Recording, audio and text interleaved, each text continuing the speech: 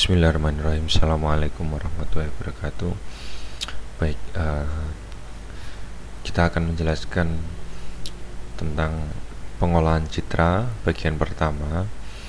Jadi untuk materi pertama di dalam pengantar pengolahan citra digital di sini kita akan membahas tentang apa itu pengolahan citra dan seterusnya. Baik, yang pertama, citra atau image atau gambar. Ada pepatah mengatakan bahwa sebuah gambar bermakna lebih dari 1000 kata di sini. A picture is more than 1000 word. Jadi artinya citra mempunyai karakteristik yang tidak dimiliki oleh data teks, yaitu citra kaya dengan informasi, di mana di definisi di sini yang berarti bahwa karena citra atau image terbentuk dari beberapa komponen, makanya di dalam citra tersebut mempunyai karakteristik yang tidak dimiliki oleh data teks tadi, yang dimana citra itu kaya dengan informasi. Baik, selanjutnya, citra sering disebut juga gambar pada bidang dwimatra atau dua dimensi. Citra adalah sinyal dwimatra yang bersifat menerus atau kontinu yang dapat diamati oleh sistem visual manusia. Jadi, citra merupakan sinyal dwimatra atau dua dimensi yang bersifat menerus atau kontinu yang dapat diamati oleh sistem visual manusia, di mana indera manusia yang dapat menangkap citra adalah penglihatan atau mata. Selanjutnya, secara matematis, citra adalah fungsi dwimatra yang menyatakan intensitas cahaya pada bidang dwimatra, yang bisa dirumuskan F, X, dan Y, di mana X dan Y adalah koordinat pada bidang dwimatra atau dua dimensi, sedangkan F dalam kurung X dan Y intensitas cahaya atau brightness pada titik X dan Y. Jadi karena citra, kita asumsikan bahwa citra adalah gambar, maka ada dua bidang X dan bidang Y, karena terpusat pada dua dimensi tadi atau dwimatra. Nah, selanjutnya, citra sebagai luaran dari suatu perekaman sinyal dapat bersifat, yang pertama adalah optik berupa foto, yang kedua adalah analog seperti gambar pada monitor televisi, yang ketiga adalah digital yang dapat langsung disimpan pada disk atau pita magnetik. Jadi citra yang dikategorikan sebagai luaran itu dibagi menjadi tiga, yaitu yang pertama optik, biasanya dalam bentuk foto atau gambar. Yang kedua adalah analog seperti gambar pada monitor televisi. Yang ketiga adalah digital di sini. Jadi digital yang dapat disimpan pada disk atau pita atau storage yang lain. Terus citra dibagi menjadi dua, citra diam dan citra bergerak. Citra diam atau still image adalah sebuah citra tunggal, sedangkan citra bergerak atau moving image adalah rangkaian citra diam yang ditampilkan secara beruntun atau sekuensial sehingga memberi kesan sebagai gambar yang bergerak. Jadi kalau kita bicara pembagian citra dalam bentuk diam dan bergeraknya, jadi sebenarnya untuk citra bergerak itu juga sama dengan citra diam yang dihasilkan dari gambar-gambar dwimatra atau citra dwimatra yang secara pengambilannya itu beruntun. Jadi seperti video, jadi logikanya hampir mirip seperti video. Kalau video, dia merekam gambar secara terus-menerus, sedangkan citra yang bergerak di sini adalah gambar-gambar yang diambil setiap setiap kali pengambilan gambarnya itu adalah sesuatu yang sesuatu tingkah laku yang kontinu atau berkelanjutan, sehingga ketika gambar-gambar tersebut atau citra-citra tersebut digabung itu seolah-olah menjadi gambar yang bergerak seperti itu. Selanjutnya adalah citra digital. Citra digital adalah representasi citra melalui pencuplikan atau sampling secara ruang dan waktu. Jadi citra digital itu merupakan representasi atau pengejauhan dari cuplikan baik secara ruang maupun secara waktu. Pencuplikan secara ruang itu berdasarkan koordinat sinyal X dan Y. Jadi pencuplikan ruang di sini itu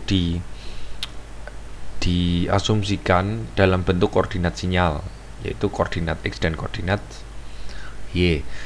Yang kedua, pencuplikan secara waktu itu adalah sederetan citra yang bergerak atau video digital. Jadi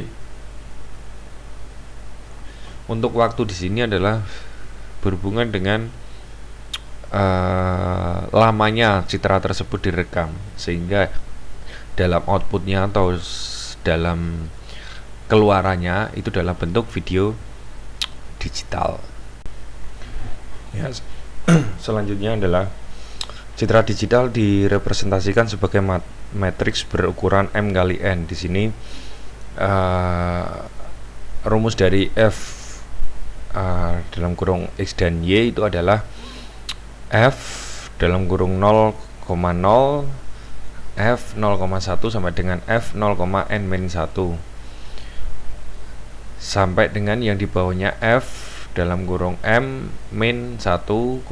Jadi M di sini adalah kalau bisa bisa kita representasikan adalah M itu adalah baris, sedangkan N itu adalah kolom.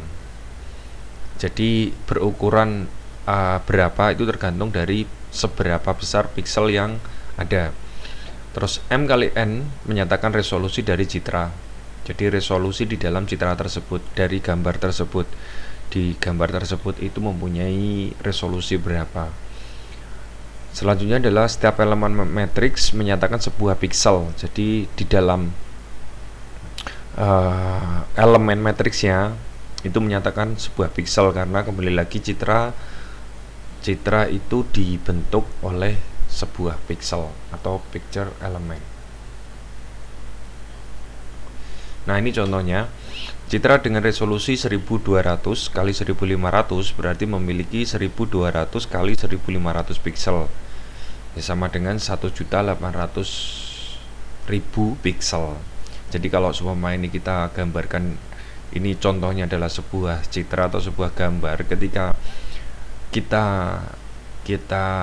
ekstrak dari gambar tersebut itu kira-kira menjadi seperti ini. Nah, dari setiap komponen ruang di sini itu adalah terdiri dari piksel-piksel yang ada sesuai dengan resolusi dari citra tersebut. Jadi seumpama di sini resolusinya adalah 1200 kali 1500, berarti 1200 di sini ada 1200 kolom dan 1500 baris seperti itu.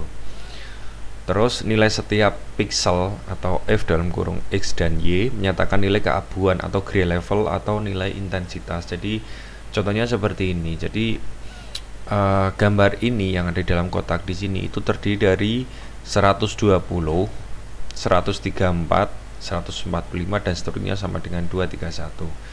Nah, itu ini yang dinamakan pengolahan citra, di mana citra atau gambar yang ada itu bisa kita ekstraksi dalam bentuk bilangan, dalam bentuk piksel, dan setiap piksel itu mempunyai nilai. Nah, contohnya di sini adalah nilai yang ada itu menyatakan nilai keabuan atau gray level. Jadi kotak di sini itu nilai keabuannya adalah 120, 134 dan seterusnya sampai 231. Begitu juga sampai 221 sampai dengan 156. Jadi antara kolom dan baris di dalam pixel itu mempunyai nilai yang dimana nilai tersebut nantinya akan menentukan seberapa tajam gambar atau citra tersebut sesuai dengan pixelnya masing-masing. Selanjutnya, pengolahan citra di sini suatu citra yang seringkali mengalami penurunan mutu atau degradasi, misalnya mengandung cacat atau draw atau noise. Jadi noise kembali lagi karena prinsipnya sama seperti gelombang suara, maka citra di sini ada kemungkinan ada noise di sini. Terus yang kedua, warnanya terlalu kontras. Kontras di sini adalah antara objek dengan latar belakang atau background itu tidak bisa terlihat jelas. Terus yang ketiga ada namanya kurang tajam. Terus ada lagi kabur atau blurring dan sebagainya. Jadi di dalam citra itu dari citra asli, dari semua kita memfoto dalam bentuk digital, memotret dalam bentuk digital. Nah, di dalam digital itu file yang sudah ada itu bisa jadi akan mengalami penurunan mutu atau degradasi. Selanjutnya, tentu saja citra semacam ini menjadi lebih sulit diinterpretasi karena informasi yang disampaikan oleh citra tersebut menjadi berkurang. Kenapa? Karena terjadi penurunan mutu.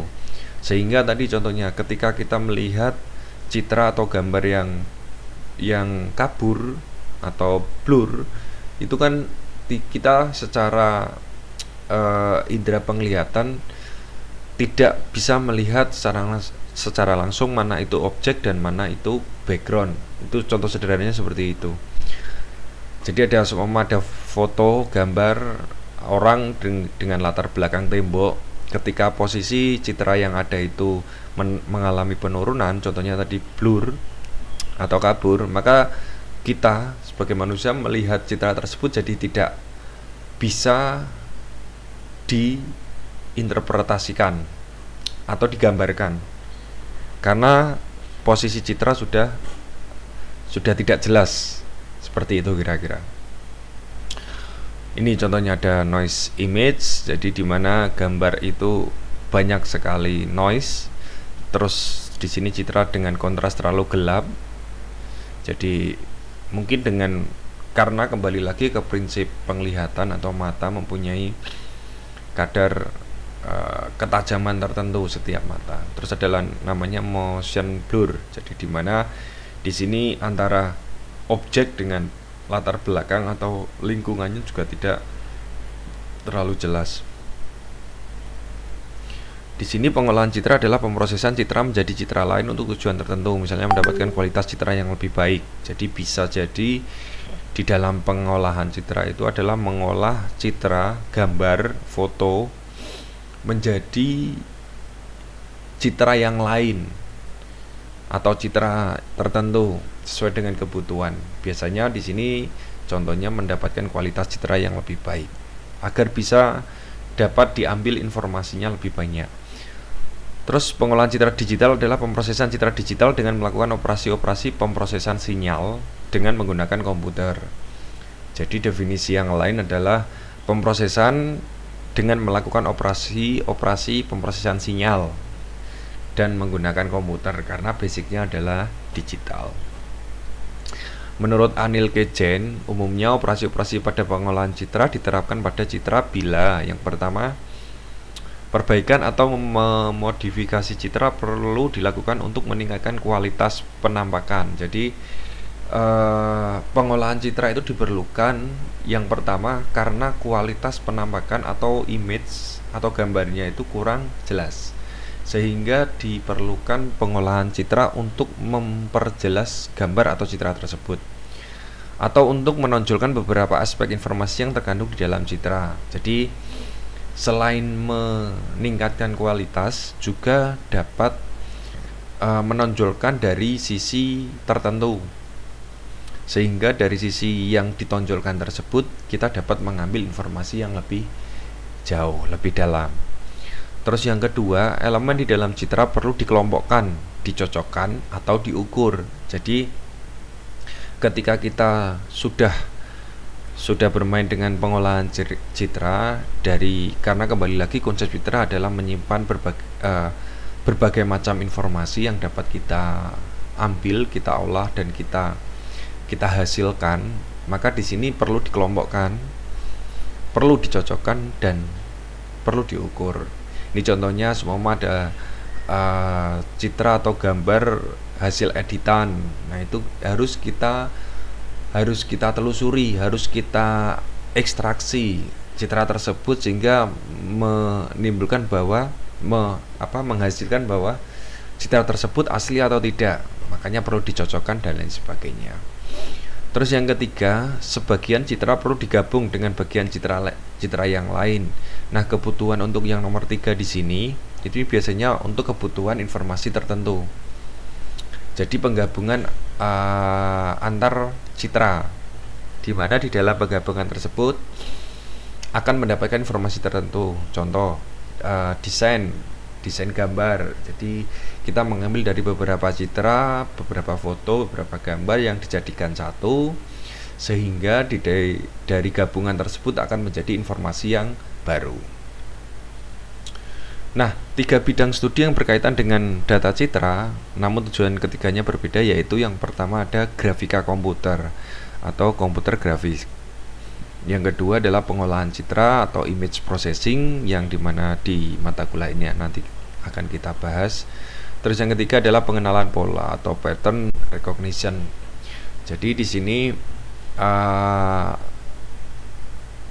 mungkin alurnya di sini dari grafika komputer masuk ke pengolahan citra, dari pengolahan citra di sini akan pengenalan pola. Jadi kita definisikan dulu, kita definisikan citra tersebut, dari definisi tersebut kita olah citranya. Setelah olah, maka akan ketemu pengenalan polanya. Oke, ini akan mendapatkan informasi biasanya.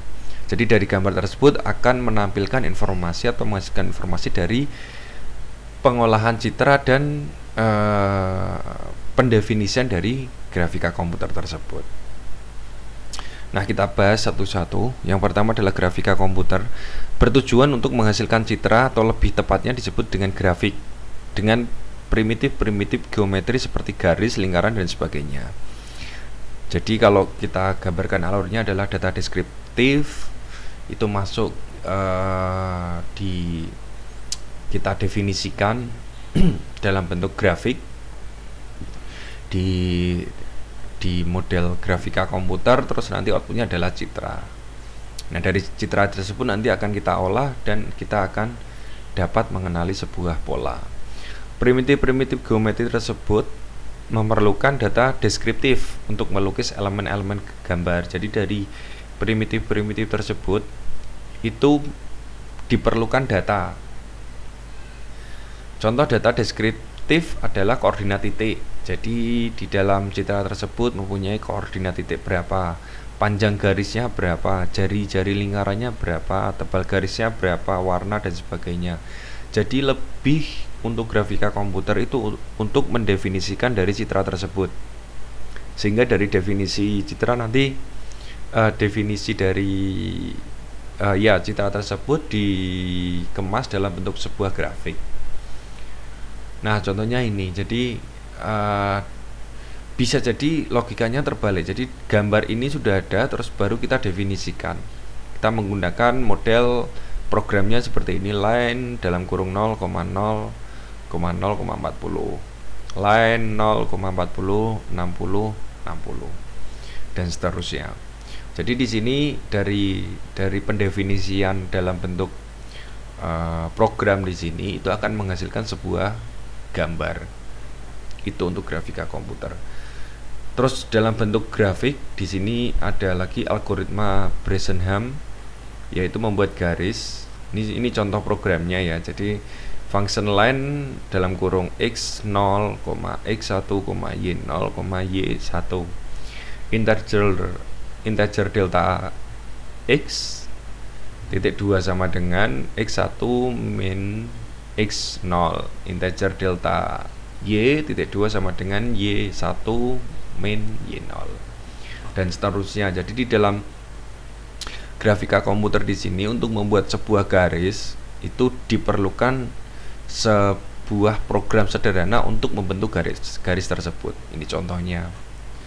Jadi kembali lagi, di dalam pengolahan citra itu bisa dibuat citra tersebut itu dari sebuah program, sehingga dari program tersebut nanti akan diolah. Yang kedua, jadi yang pertama tadi adalah grafika komputer, mendefinisikan sebuah citra atau membuat sebuah citra dalam bentuk grafik.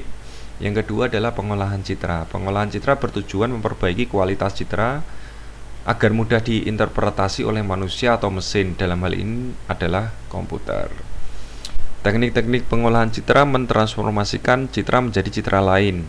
Jadi masukannya adalah citra dan keluarnya juga citra. Di sini alurnya adalah citra, kita masukkan, kita olah, dan keluarnya adalah citra. Nah, tujuannya adalah untuk memperbaiki kualitas citra di sini agar mudah diinterpretasi. Jadi teknik di dalam rangkaian di dalam pengolahan citra tadi, selain didefinisikan oleh grafika komputer, terus kita olah menjadi citra yang lain sehingga dapat diinterpretasikan atau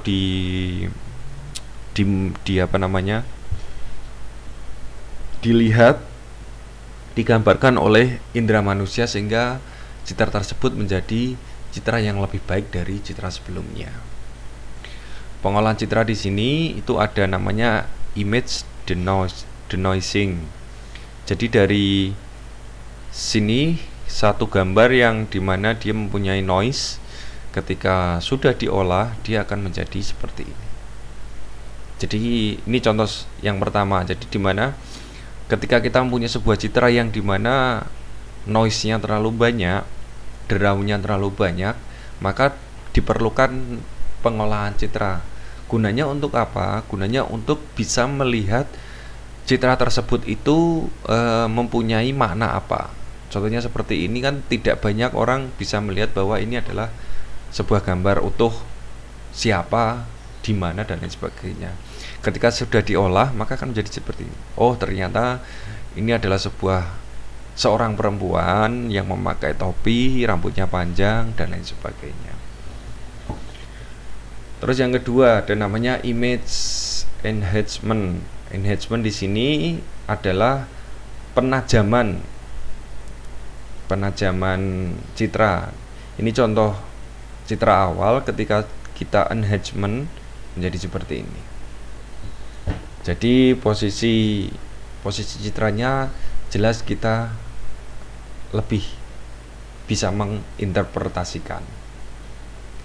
Selanjutnya adalah image deblurring. Jadi dimana image yang pertama seperti ini mungkin kita perlu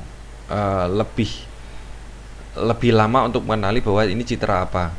Tapi ketika sudah di image deblurring maka akan secara langsung akan tahu bahwa ini adalah sebuah gambar kupu-kupu yang ada bunganya di sana dan lain sebagainya.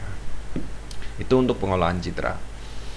Yang terakhir di dalam langkah-langkah di dalam pengolahan citra atau image processing digital image processing, yaitu adalah pengenalan pola. Pengenalan pola yaitu mengelompokkan data numerik dan simbolik termasuk citra secara otomatis oleh mesin, dalam hal ini adalah komputer.